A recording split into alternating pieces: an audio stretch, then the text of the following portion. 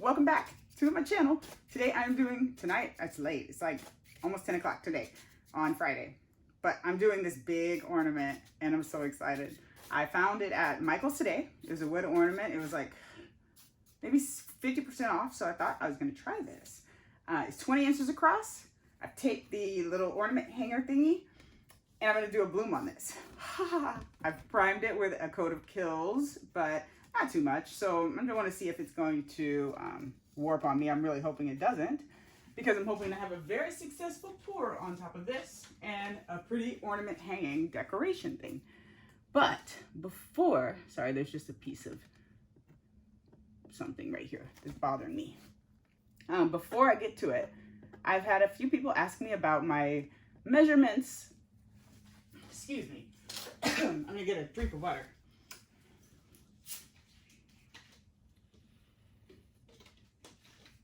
I had a few people ask me about my measurements for my pouring medium, and then the pouring medium to paint, and then also my cell activator.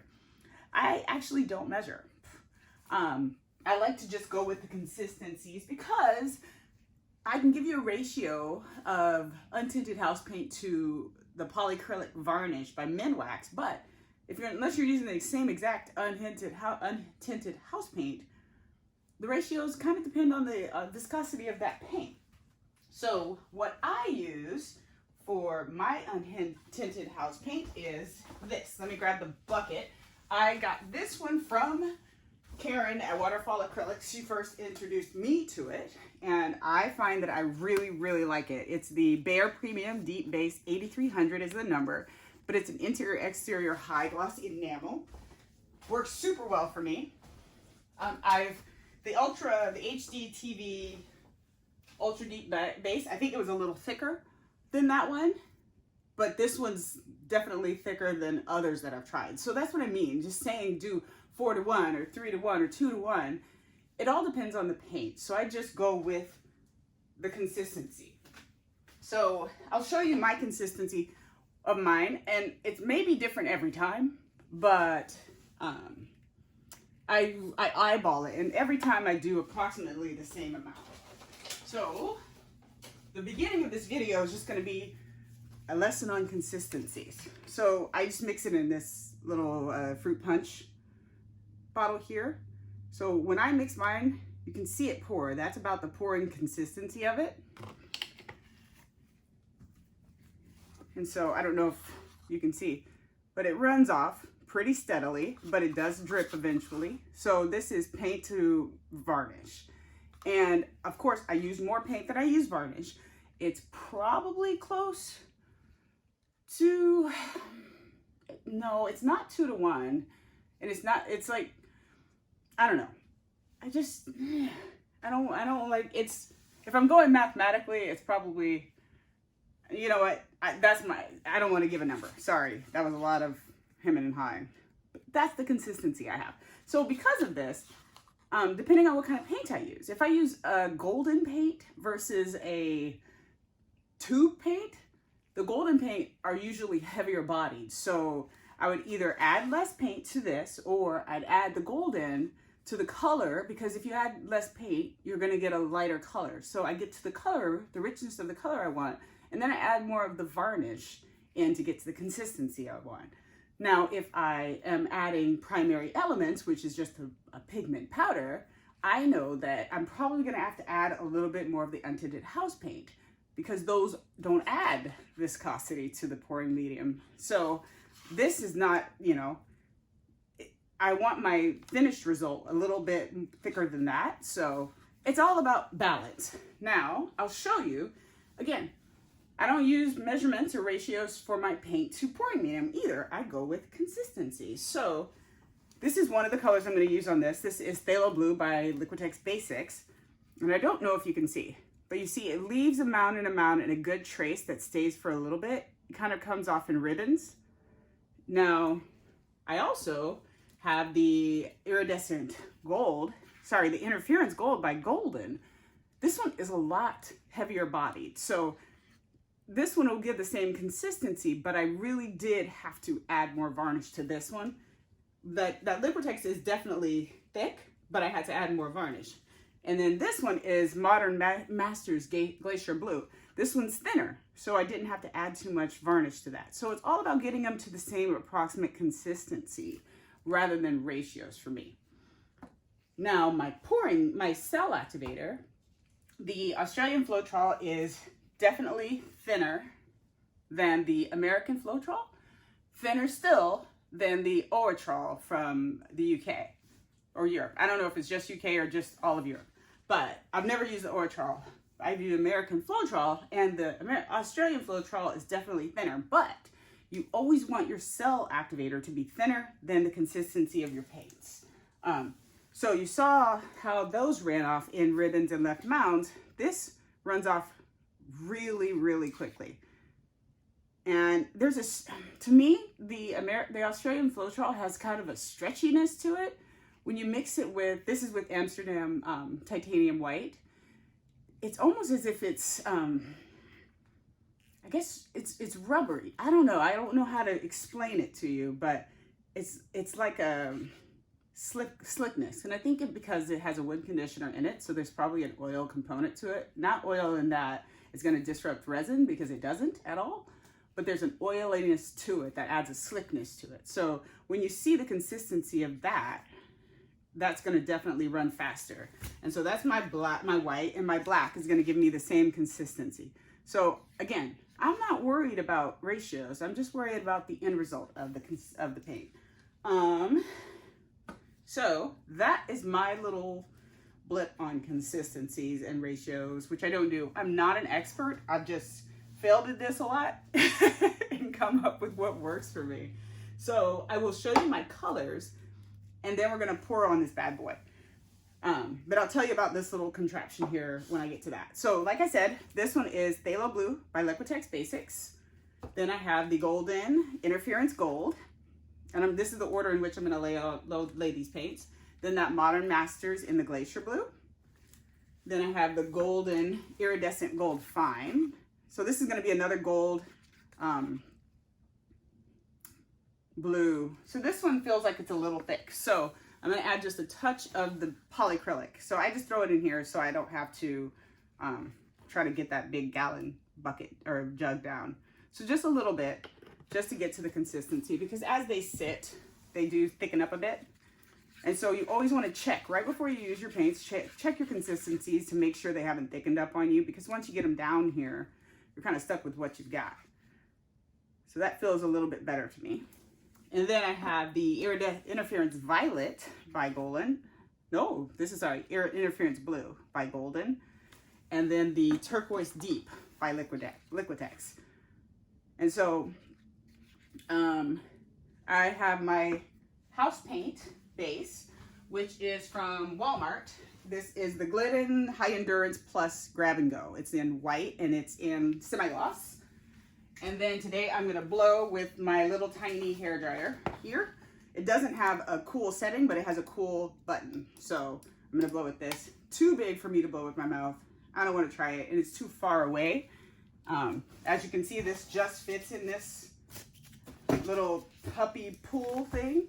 And so I don't wanna disrupt this at all. Now, this house paint that I'm using as a base is not super thick, so it does want to run. So I created a barrier with just some rope that I have. So I'm going to put the barrier down, I'm going to blow out my paints and the cell activator over the paints, and then I'll take the barrier off and then spin it. So I'm hoping it works. Pray for me, y'all. All right, let's get started. I'm going to stir this really quick, the house paint, one more time, because I have so much of a surface. I did put some GAC 800 in this one to kind of prevent cracking. Again, I didn't measure it. I don't know how much it was, but I just put a little bit in there. The GAC 800 by Golden, it does help to prevent cracking. All right. Ooh, I just got that in a bucket of paint. So whatever, it's all good. So let's get started. I'm so nervous. I don't know how well this barrier is gonna go. My childhood was spent watching MacGyver, so I MacGyver everything. So this was my attempt at MacGyvering a barrier for my paints, so they don't go anywhere too quickly. So I'm gonna let that splash there. and then get to layering. It's gonna take a lot. So I'm gonna, again, like I typically do, I'm gonna drizzle because I want all the colors coming through.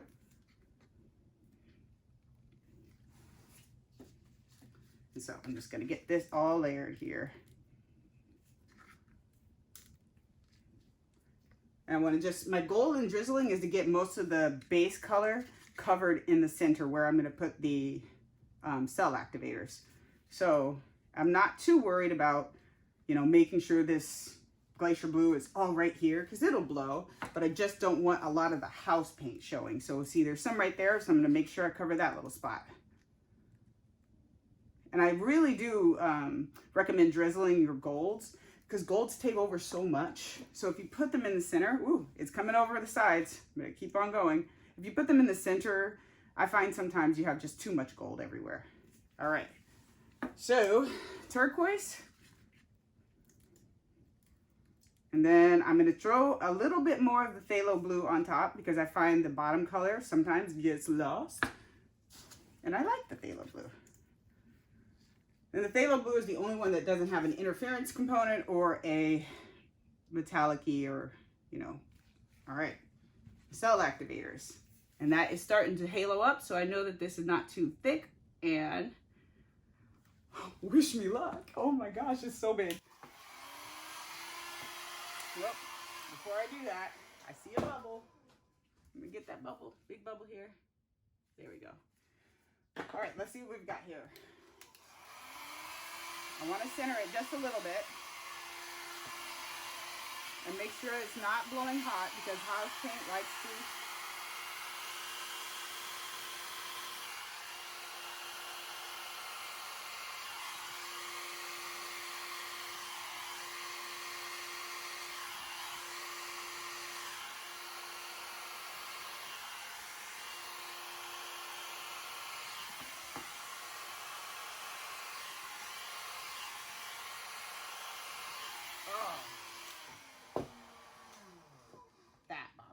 I got some of that.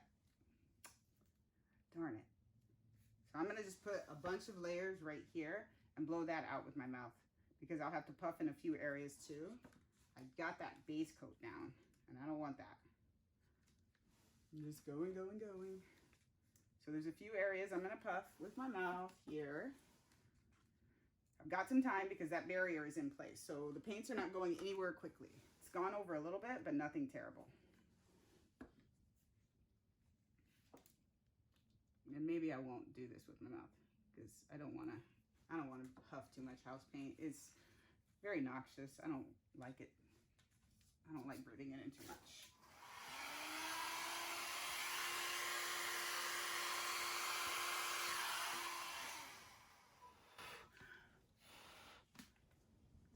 Let's see if there's any places where I want more black, like right here. I want more cell activator right over this little line here.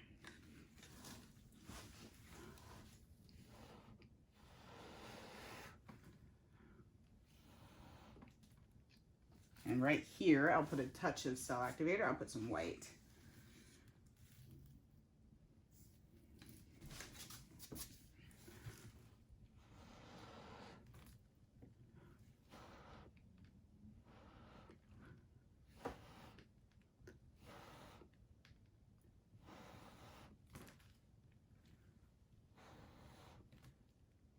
All right. So one little trick I do sometimes when I don't want a bunch of black is I use a syringe and I pull some of that out. I'm a nurse and I do syringes. So I'm just going to use this syringe here and pull some of that color out right there.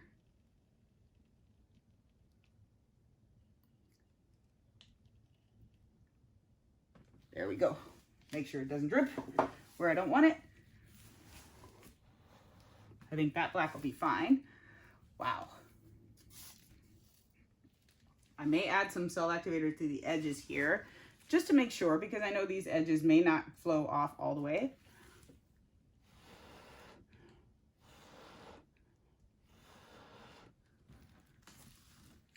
Ooh, the colors are so pretty. Throw some black here.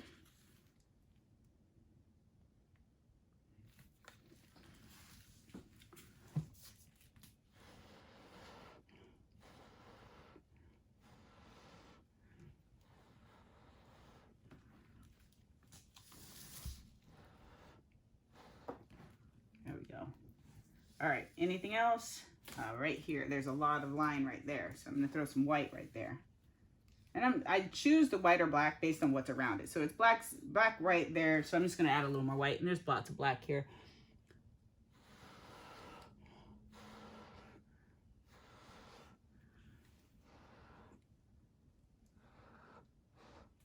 There we go. Alrighty, so now it's time to remove this barrier. And luckily, this pool will allow me to just kind of throw it in the bottom. It's deep enough.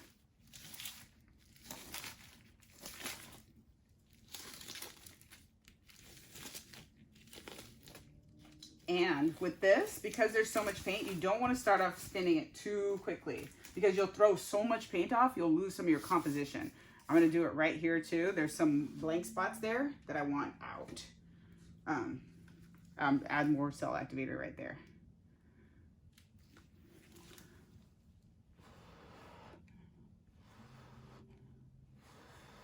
This is really tall.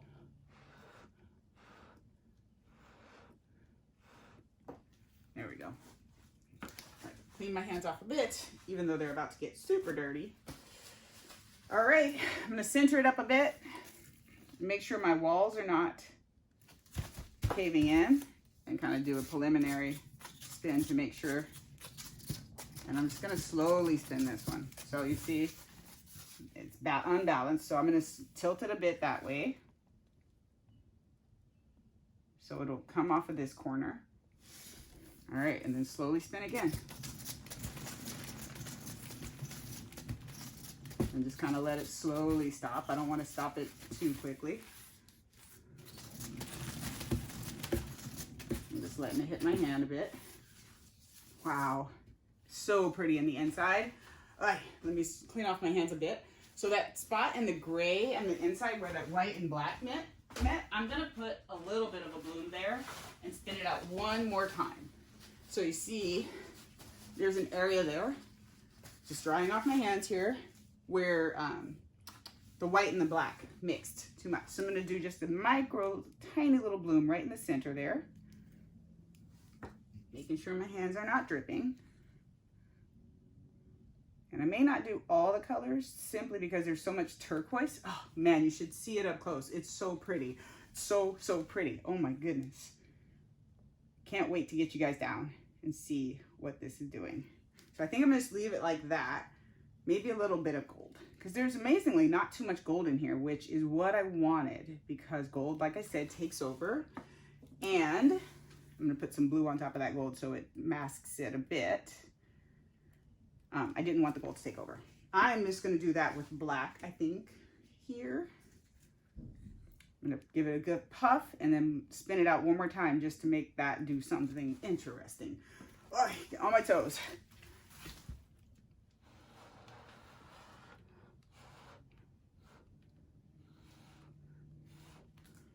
All right, and I don't mind that little bit of white on there.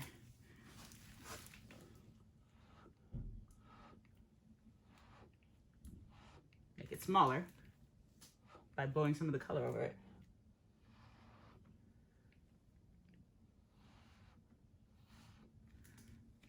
And let that come together for a little bit.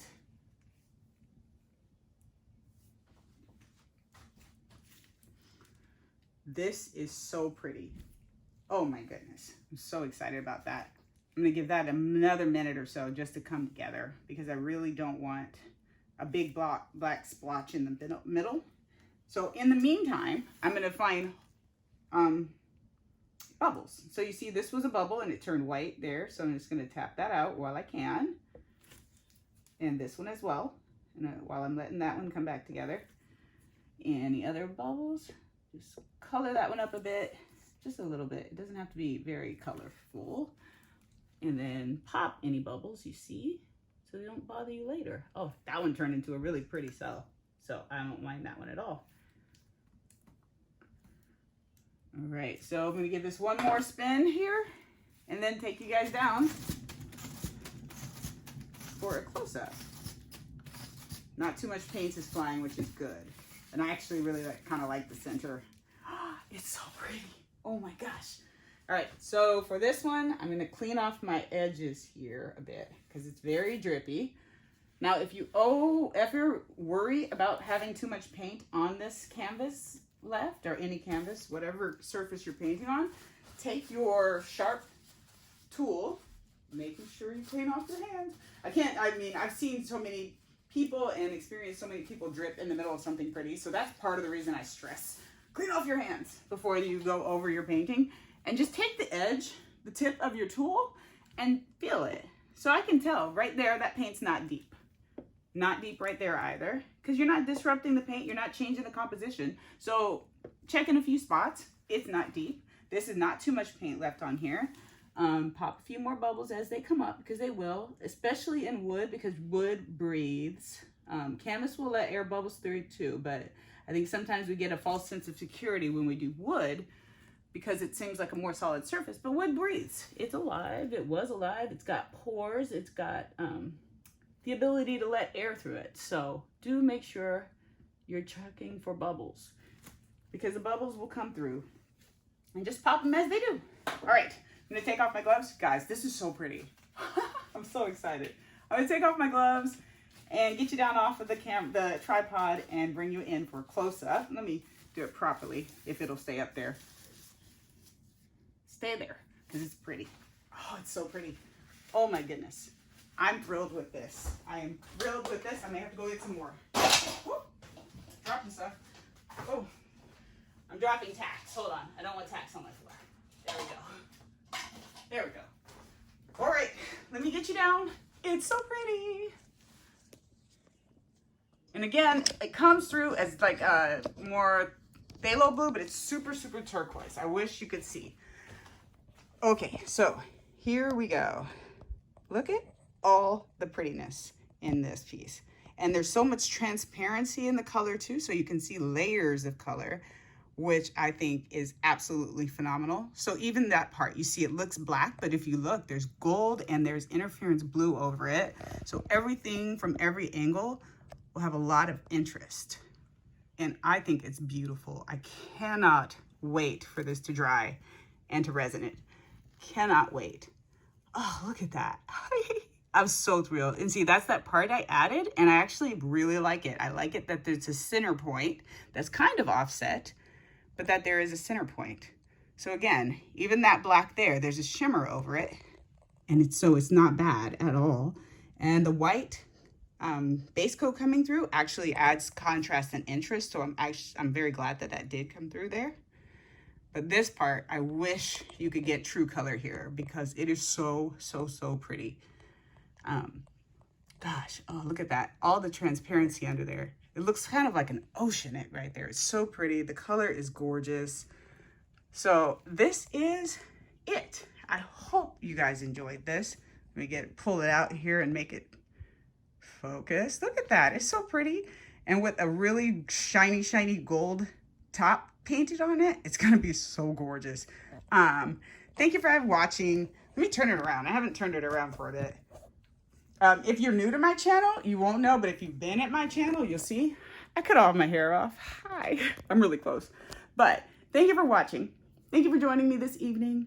If you have any questions, please leave it in the comments. If you have any comments, please leave it in the comments. Give me a thumbs up if you like this video. Please subscribe if you haven't subscribed, and share it with your friends. I will see you guys next time. Thank you again for joining me. Take care.